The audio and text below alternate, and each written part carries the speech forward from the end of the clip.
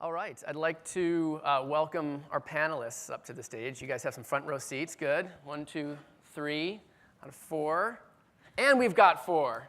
And we have 5 chairs, which means I get to sit, which is thoughtful. I could have been the podium, could have been a seat.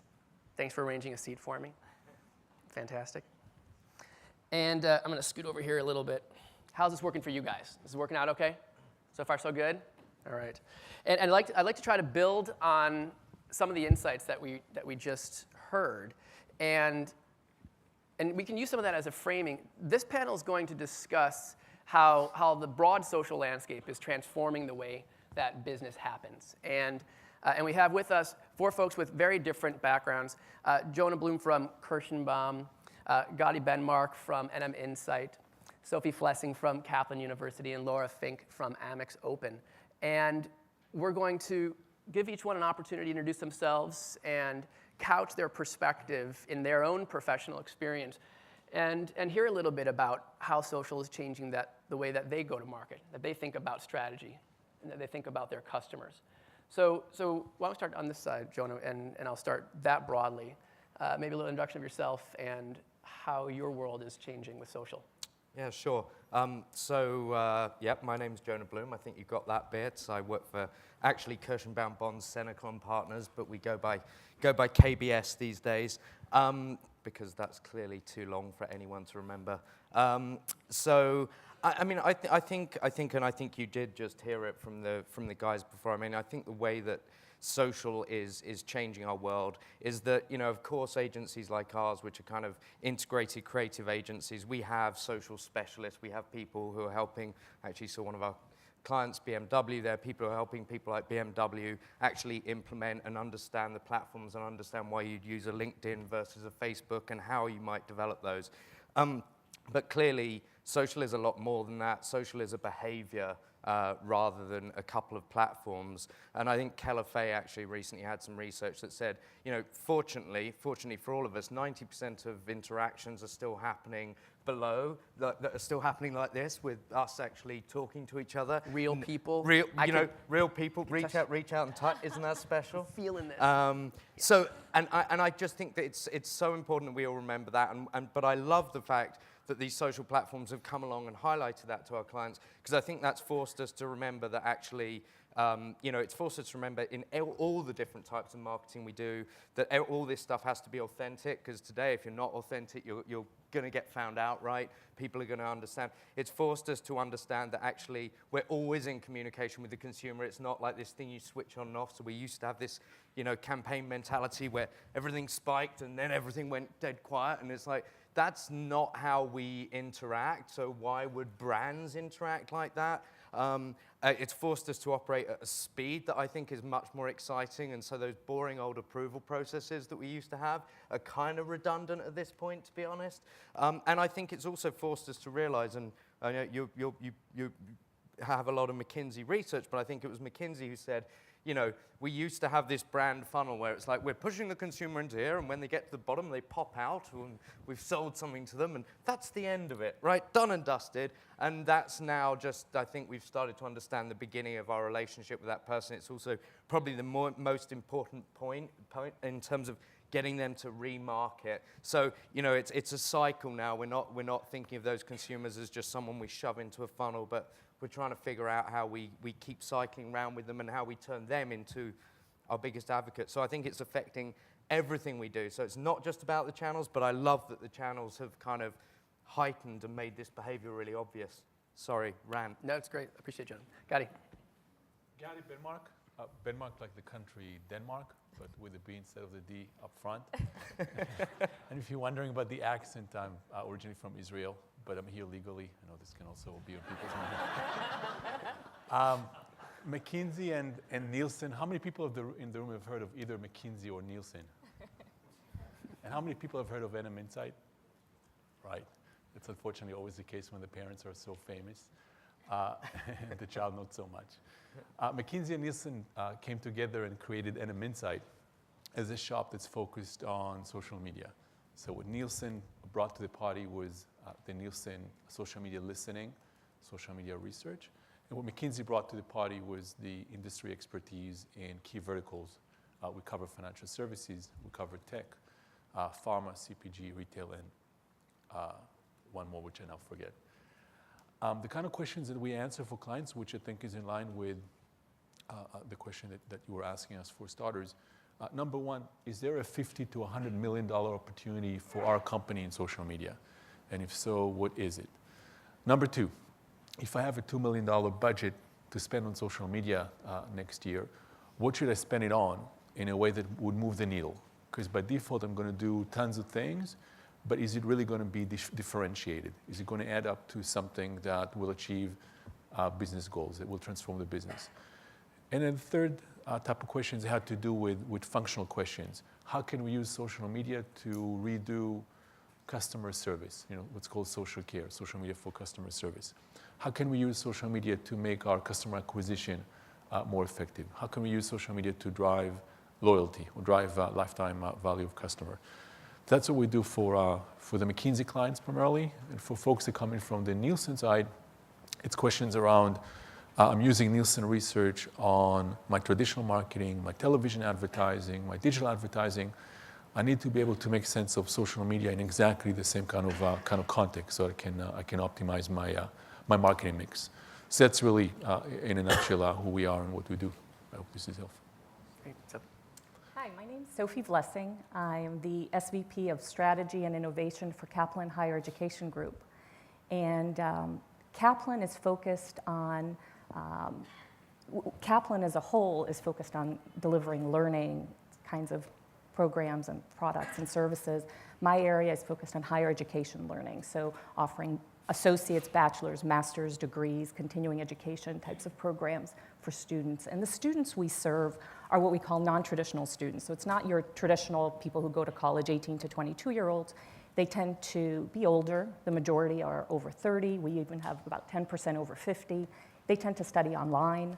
Many military, about 20% military, 75% women, many single moms, some lower income, people who for whatever reason weren't successful in the traditional education model, and this gives them an alternative, better access, more opportunities. And my role and my focus is on enhancing the student experience, transforming the student experience, and helping our students achieve their educational goals, but even more fundamental is their ultimate career goals.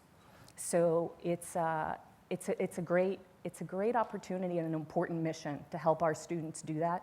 And the role of social in delivering that is just phenomenal. And it becomes even more evident with kind of the evolution of social and the capabilities that are enabled by social. So I'm thrilled to be here. And I think some of the things that we learned this morning tie in perfectly to some of the things that we're noticing that are effective and that represent important opportunities. I appreciate it. And Sophie, can you give an example of how specifically social is changing how you do what you do? Sure. So you want to do you want? Sure, go ahead and jump in, Laura. Yeah, we'll Laura- give Laura the same opportunity in a sec. Yeah. You want me to Go ahead, say it right take now? it. Yeah. So specifically, how social? So it has to do with.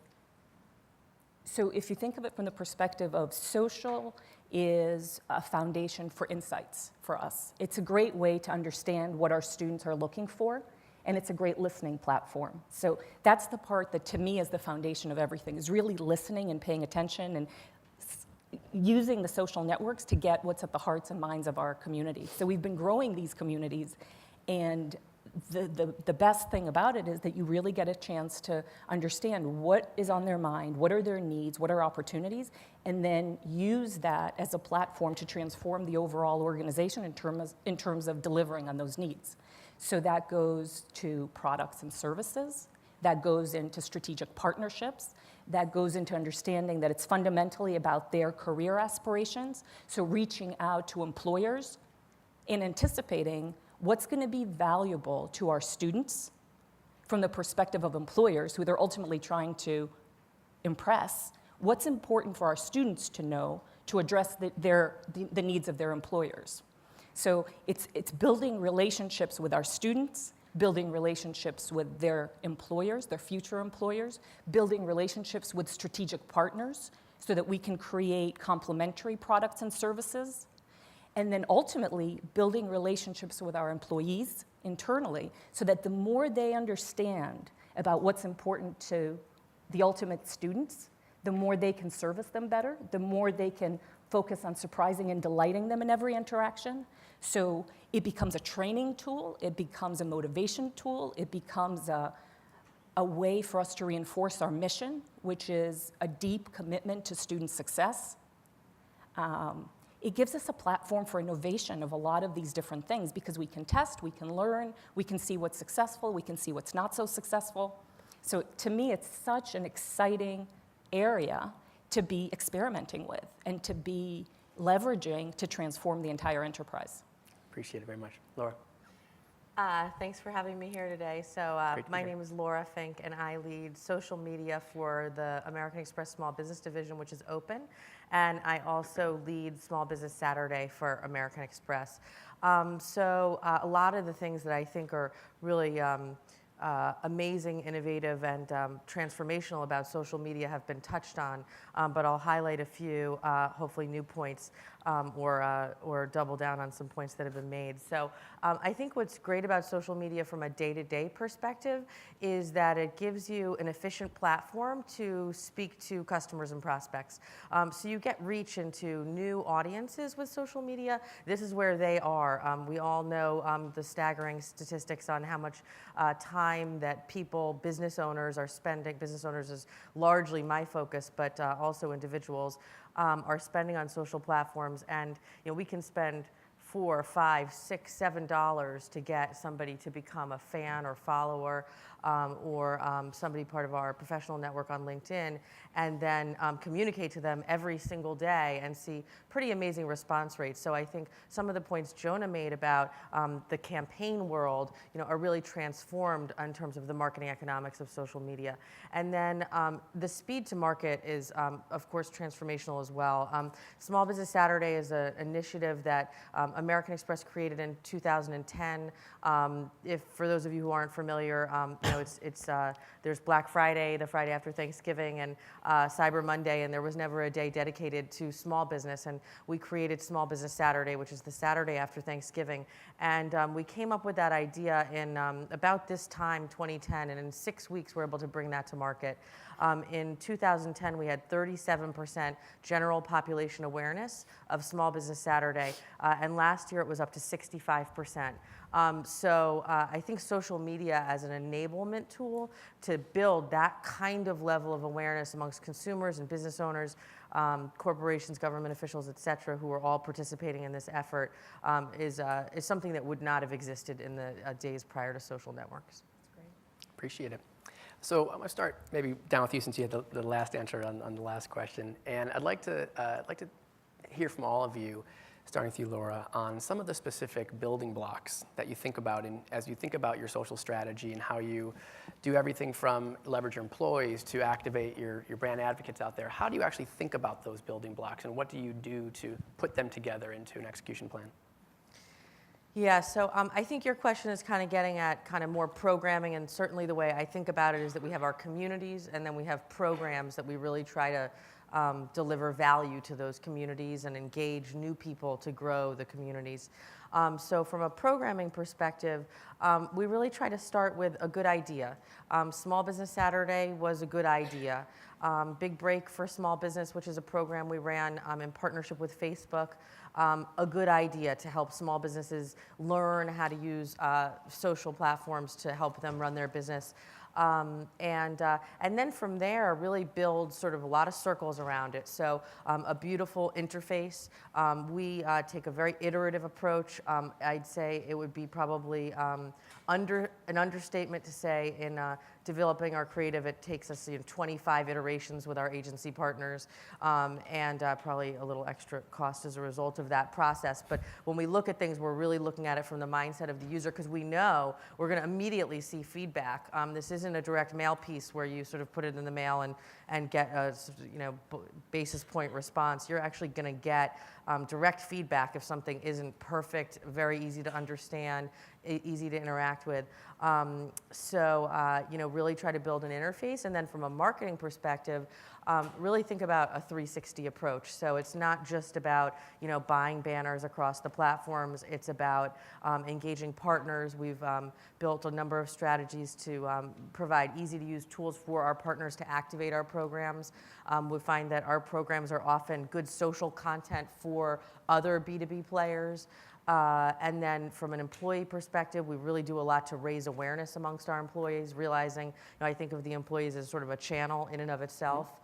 We, of course, are dealing with social media policies that have some rules around them and so forth, but definitely try to get the word out to employees. With 60,000 global employees of American Express, that can be an efficient way to get the word out as well. So, we really use traditional, non-traditional channels to kind of wrap around a social platform. Great, thanks. Sophie? Building blocks, okay. So as Laura said, the first building block has just been building up the different communities on the different platforms. So for us, when I started at Kaplan in December of 2008, we didn't have anything social media. So we embraced the trend of social media from 2009 and started creating the communities on Facebook, on Twitter, on LinkedIn, Google+, more recently Pinterest. So each of those has been kind of creating that, figuring out how to innovate with all the different innovations in each of them. That's building block number one, figuring out that. The second has been the listening and the monitoring, which is critical innovation, insight for all of these things. And we spend a lot of time on that and a lot of energy on that. So that's number two. Number three is the service infrastructure. So and that's very related to the listening infrastructure. So as we monitor very carefully what our students are saying, and to the extent that there is an opportunity to service based on that, to be proactive based on that, we have engaged our entire organization essentially in delivering that service. So we have 100 community managers and subject matter experts across the organization. So when we see a post that requires some sort of follow-up, we quickly either post the answer online, or we say somebody will follow up with you, or we use it as an opportunity to surprise and delight. So we let the person in that department know, and then they can proactively reach out and say, oh, we saw that you had this question, wanted to let you know about XYZ. So, or here's a way to address that. So service is an important part of number three. Then in terms of marketing, and I started in the marketing function, so I headed up marketing before I moved into this new role of strategy and innovation. But we do, we do targeted advertising, and there's a lot of capabilities in terms of being with these social networks, very targeted in terms of who you're communicating a certain message to. So there's a fair amount of work in that effort. And then we get into the more advanced areas, which are value-added experiences and value-added content. So content and experiences, we actually started on the experiences side. When we started the social communities, we created a Visionary Voices series, which was all about inviting thought leaders and visionaries, sort of similar to your influencers launch, where with the insight that our students would really appreciate and value the perspective and insight from thought leaders and leaders in different industries that they might be interested in. So we brought those experiences to our communities and got a tremendous amount of positive comments from that. So creating those kinds of experiences for our students has been an important part of our overall strategy and approach. And then supplementing that is just different content in terms of tips, articles, inspiration, insight, so experiences and content. And then the final building block, I would say, is more innovative tools and applications to encourage our students to share. So that's kind of the next frontier, help them be our brand advocates. Appreciate it. Gadi, what do you see with your clients in terms of building blocks of social, or even how you're thinking about social for your own business? Sure, look, I'll share an example from a client that's allowed us to talk about them publicly. And it's pretty typical. That would be Western Union, and specifically in their prepaid cards, their debit card business. The approach that they took, and I think the building blocks that they used are very regimented and disciplined. The CEO first started with a mandate that says, we have to make this brand more cutting edge, and social is a key tool that we want to use for that. Then the CMO stepped in and said, let's do 2 parallel tracks. First, unless we get social care, social media-based customer service right, it risks sinking everything that we try to do in marketing. So one effort has to start running in parallel social media-based customer service, social care. On the marketing side, they started with a very sophisticated listening exercise, saying, okay, before we come up with any marketing plan, let's figure out who in social media is talking about prepaid cards, debit cards. Who are these people? What segments do they fall into naturally? And then what needs do they express in social media? And needs invariably fall into informational needs and emotional needs. I think that came through in the presentation just before our panel as well. So these are the needs, informational needs and emotional needs of the different customer segments that we're surveying. How can we address these needs? So the next building block was to bring together 4 of their digital agencies, together with Incite, together with people from all the relevant business units, and ideate a set of potential initiatives to address the needs of these segments in social media. We started out with around 400, and then it boiled down to about 20 programs. And then we did an exercise that, for some reason, agencies always seem to really dislike. I'm sure people in the room can shed some light as to We handed out tomatoes earlier in case. I don't know what's coming, but in case you can use them. Yeah. Which is model out the cost and the business benefit of each of these programs and calculate an estimated ROI. We went through this process, and a lot of seemingly attractive programs turned out to be negative ROI. So they fell off. And then Western Union was able to land on literally a handful of social media programs that address the needs of people in social media in a differentiated way, emotional needs and informational needs, and does that in a way that adds value to Western Union while being positive ROI, meaning if you look at the investment, agency, IT, and FT people within the company against the expected reach of the programs and the lifetime value of the customers that it's supposed to bring in, the net is again for the company. And I think as an approach, it's something that we've applied with other client situations as well. Appreciate it. Jonah? Well, as someone from an agency, Yes. I certainly don't actually hate that as a building block at all. No, and I think I'd say the same. I think when, and again, and it's the reverse situation to Laura, but I've heard a lot of the things that I think are really smart building blocks. And I think when we started hearing about social media, and who even knows when that was, like 2004, 2005, when the experts started popping up everywhere and telling us how we were supposed to approach this. Any single one of those how to approach social media, like columns that you read, like one of the first 3 bullet points would be, dip your toe in the water, come on in, it's not too cold, that kind of language. And I think we all rightly did, and I think as individual consumers, that makes a lot of sense as the way that you start to embrace social media. I think with brands, actually, because once you're in it, you're going to have to move at this speed that we've talked about. You're going to need to be able to produce valuable content on a regular basis, engage people, listen to people, respond to people. I think actually there's a lot of pre-planning, and the pre-planning, and we've heard, I think, different elements of that. But what are your business goals in doing this? What are the KPIs by which you're going to measure this? What are your escalation processes for when this goes wrong? Because it will. Where are you going to be? How are you using those different platforms? What are you communicating in those platforms?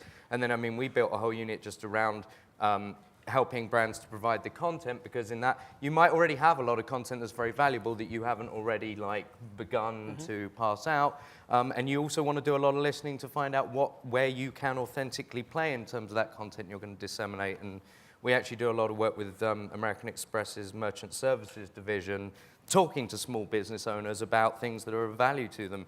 And there's test and learn, but we also knew in advance from lots of other previous research that American Express had done, we knew what it was that they were going to find really, really valuable and really engaging. So I think all those things and probably many more that I'm forgetting are essential building blocks. And I would say these days, you actually do need to do that planning and thinking, because once you're in it, you're then going to have to, and you're going to need to know what your process is going to be to respond to all the different eventualities that could come up.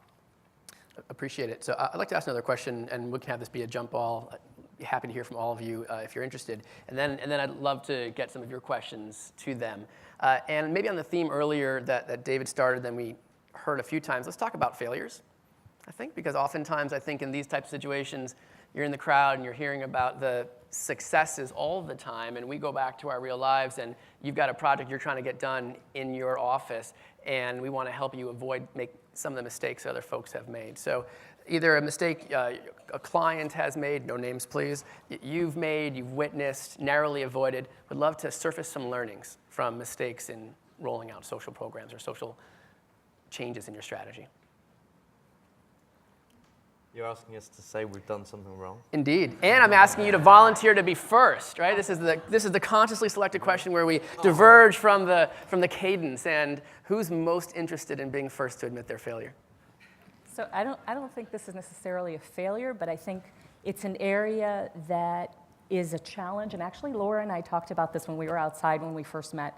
I think how you measure social media is such a challenge. And if you measure it in traditional ways, it's a trap, especially for marketers. So I think the key is to really shift the mindset in terms of how you think about these social media platforms. And if you think of them as a marketing channel, it's just such a small part of the overall puzzle. I think for us, the realization and the lesson is that it's much more about building relationships, building long-term relationships with your students, for us, or customers, and really understanding how to not just address their needs that they may think are their needs, but really go above and beyond to anticipate what their needs and what's going to really benefit them from the perspective of generosity. Clay mentioned that earlier, and I latched onto that because I think that's really important. What is going to add value to these people, which they may know or may not know? How do you anticipate that?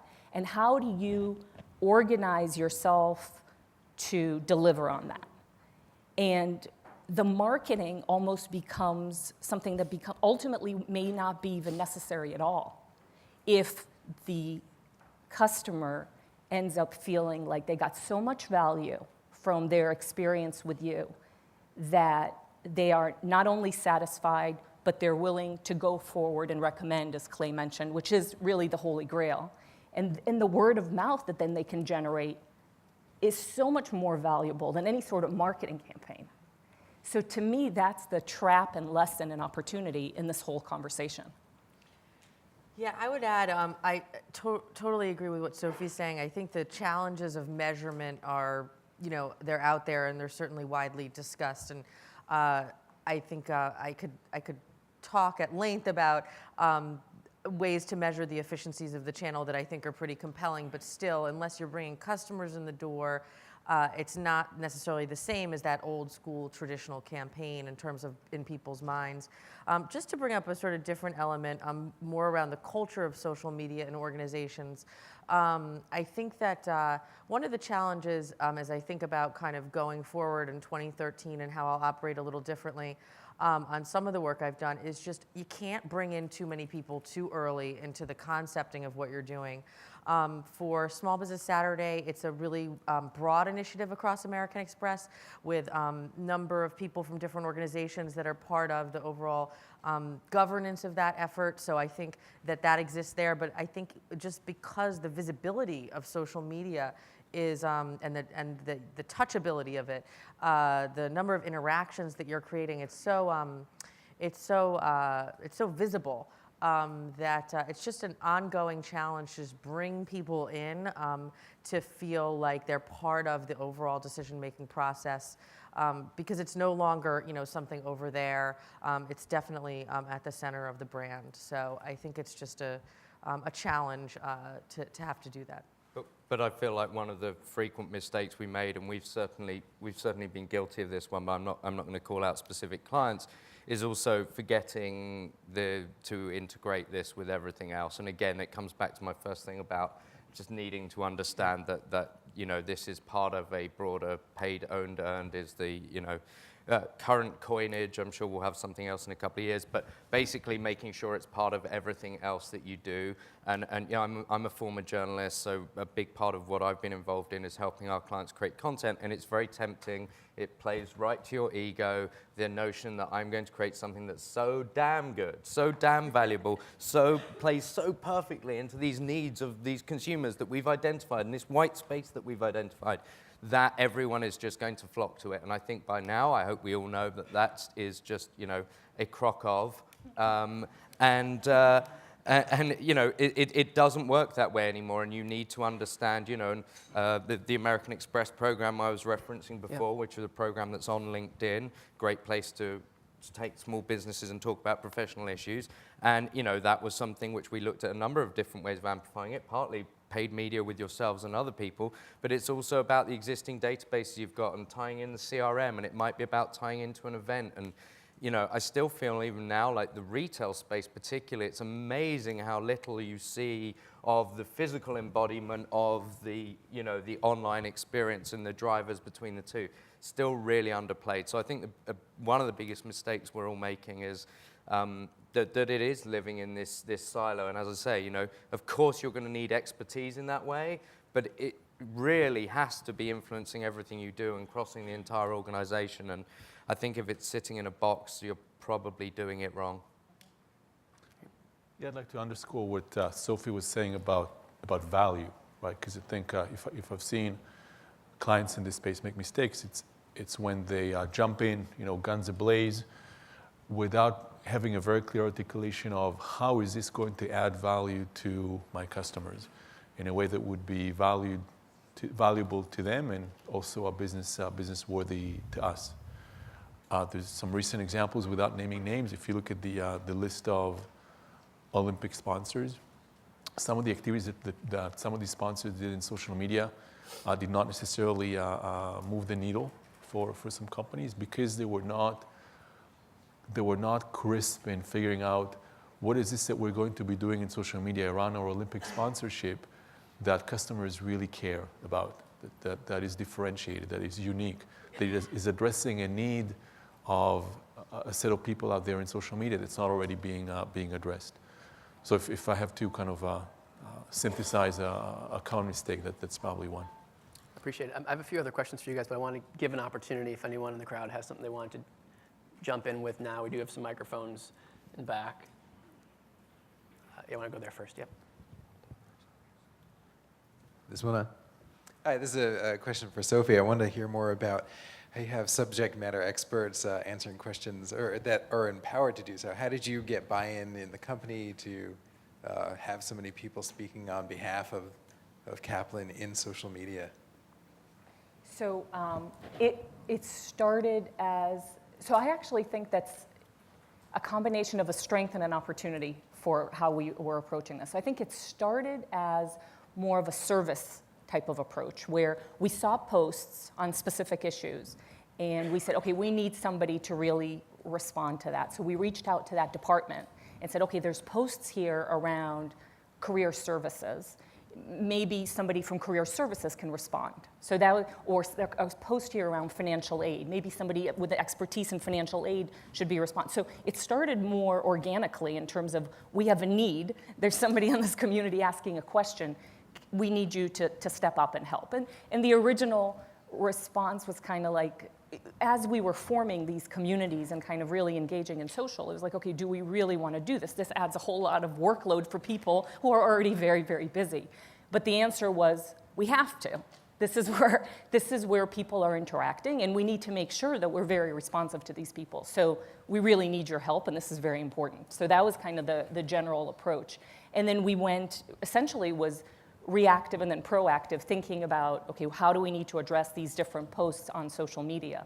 And then it became part of the regular operating procedures where as part of onboarding and as part of, it was cross-organizational, Where I see that it's an opportunity even further is I think that as there are so many new developments in social media, I feel like we need to continue communicating at a very senior level, sort of all of the developments and what they really mean, and how can we, beyond just modify slightly our existing processes to address social media, which is kind of the way it is today, which is, okay, the operation is running and we need to make sure that we're also addressing social media posts. How do we essentially transform, given the rising importance of social media, how do we transform the processes across the organization to really be able to tap the next level of social engagement? And if I can jump on that a little bit, we've been doing some work with Intel, who've got, I think, 12,000 SMEs across their company who are allowed to tweet out and even create content on their behalf. And obviously they've required, part of what we've been trying to do for them is to offer them some guidance about what works as a story and what people have an interest in versus what they might not. So providing that sort of SME guidance. But what they've done, and this had nothing to do with us, but that I think is really smart, is also, using technology to solve their problem a little bit, because you've got so many potential people, and they've kind of created a voting up and down system so that, they're surfacing on their site and in the places that consumers might see it, the very best of those SMEs' contributions. So I think thinking about both the kind of the old-fashioned way of doing it, where you're like, okay, here's some guidance, like, this thing about this microprocessors, nanotechnology, that's not particularly riveting for me, but if you show me what it can do for a human being, it's sort of, that's one side, and then the other side is literally using technology to sort of solve some of your problems in terms of guiding those SMEs. Thank you. Really quick follow-up. How are you tracking and redirecting? It's got to be a ton of questions, right? So, Tracking and redirecting, so in terms of... questions and saying, oh, this person. Oh, yeah, so Christine actually is in the audience, and she's done a phenomenal job organizing it. But it's a triage process. It's very systematic. We make sure that we monitor when a post comes in that requires follow-up, and our goal is to address any sort of post within 24 hours, and then we do a follow-up and kind of do reporting and measurement on that so that we make sure that we're responding in a timely fashion.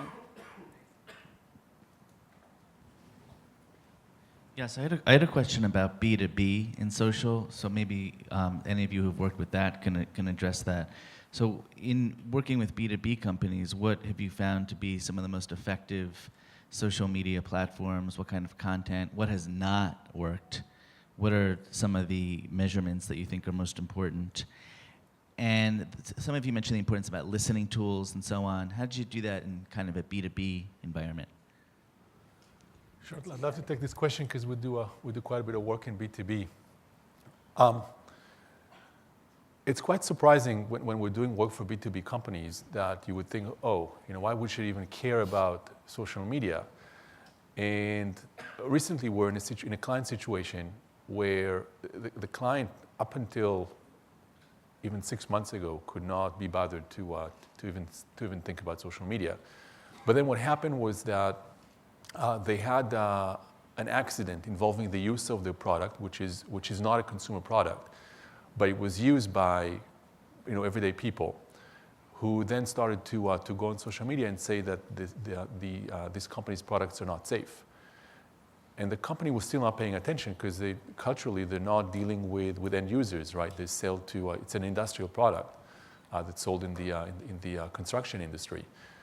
But then they started to notice that the sales start coming down, right, as a result of consumers and users talking in social media negatively about their brand and claiming that it's unsafe.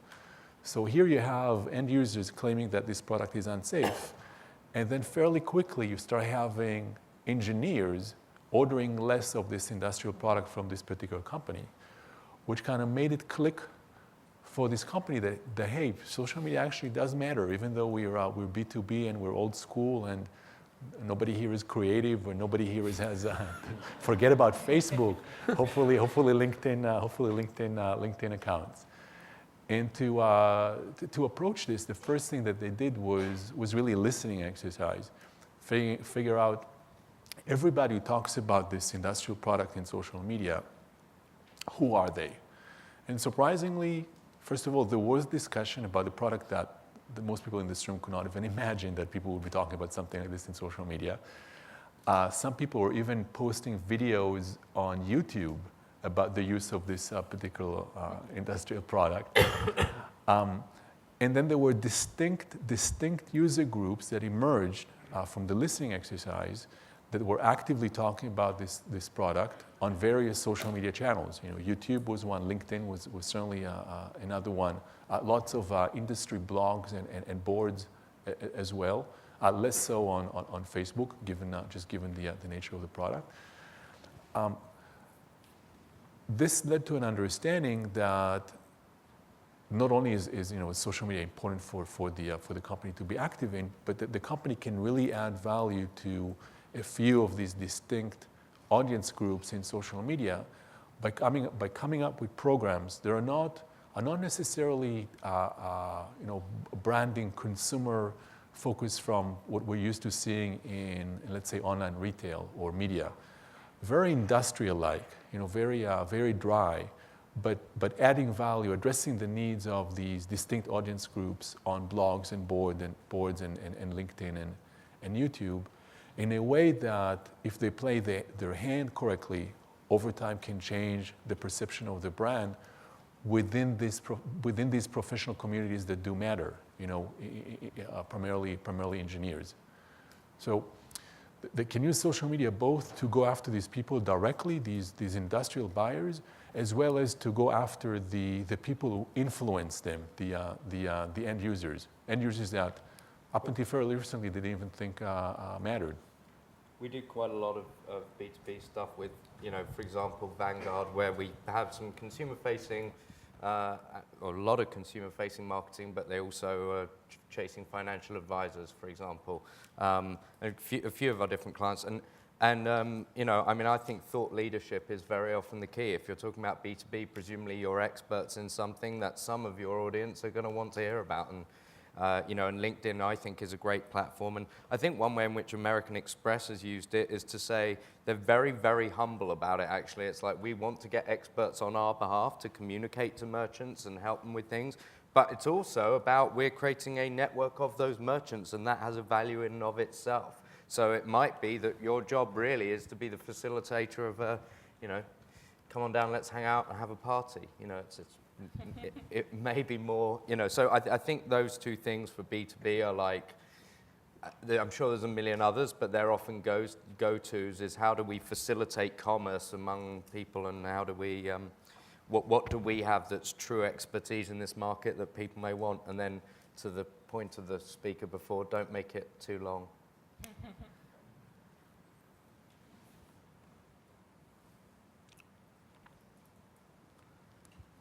I'm not sure how to say your name, for Gadi. You mentioned in your case study that you worked with 4 digital agencies. How did that work, and why are there 4? Why are they, sorry? Why are there 4? Why are there 4? Why are there 4? Because the client was working with 4. And they each was focusing on a slightly different angle. And the client, valued their opinions and creativity and wanted them all in the room. Why did we work with them? I think the client, in this case, Western Union, wanted us to bring the business discipline to the process.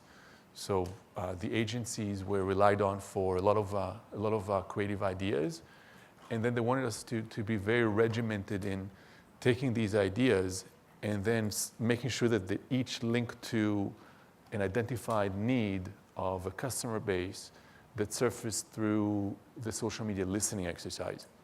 So an idea can be really cool and everybody gets excited and the mock-ups look terrific, but then you're asking yourself, what problem is this solving and for which customer?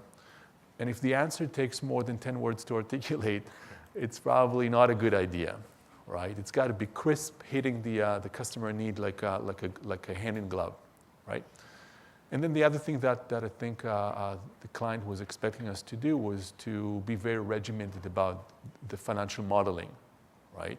So if you take a program that does make sense because it does meet a customer needs as expressed in social media, and you do roll out this really exciting social media program, how many people will this program reach, right? And to be able to calculate reach, we're using a tool from our parent, Nielsen, that allows us to look at buzz about different brands or topics or categories in social media and get a pretty good read as to how many people are exposed to this buzz. You can think of it as a sort of like a social media-based GRP. It's a GRP equivalent in social media.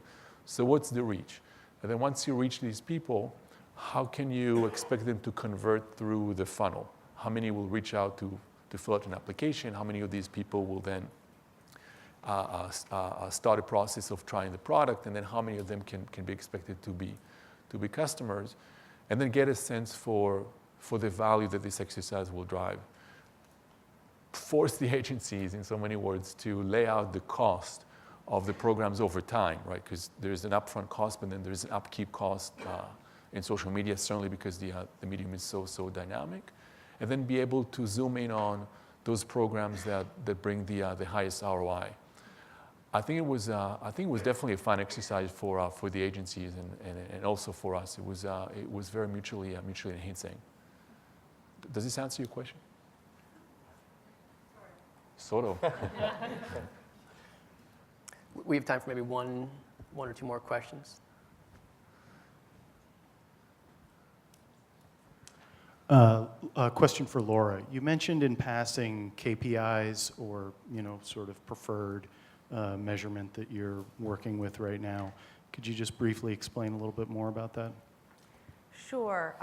So the way that we'll measure the impact of some of our programs include a number of different key KPIs. So I mentioned awareness for Small Business Saturday. That's a KPI for us on Small Business Saturday. How many people are aware of this overall effort? We also look on social programs at how many social interactions we've generated. So how much does our posting, tweeting, et cetera, generate in terms of comments and shares and engagements. We're also looking to start to build relationships with our participants. So how many people were we actually able to obtain information on and then permission to recontact? So leads or participant information would be a KPI. In the case of Small Business Saturday, our objective is to drive sales to small business on that day. So that is one of the primary, if not the most important KPIs for that initiative. We look at partners engaged, we look at sentiment, we do a lot of market research, so we have a number of different measures within that space that we're looking at. I think that's probably, an overall impression earned media, of course, so we'll look at press as a big indicator of success. Ultimately, we're trying to drive brand relevance, favorability, awareness, all of those key measures, so things will ladder up to that. Panelists, any other closing thoughts to our crowd of aspiring marketers and agencies who are looking to continue the transformation of social? Yeah. I wanted to key in on this notion of emotion that just was brought up in this mindset thing. So to me, I think that is key in terms of figuring out how to really tap the power of social media. And I think there is an important emotional element in the context of LinkedIn as well, as it relates to insights and inspiration, and then even beyond that, accomplishment, right? And gratitude as it relates to people that you're connecting with and that you are helped by along your journey, along your educational journey in our case, and your career journey.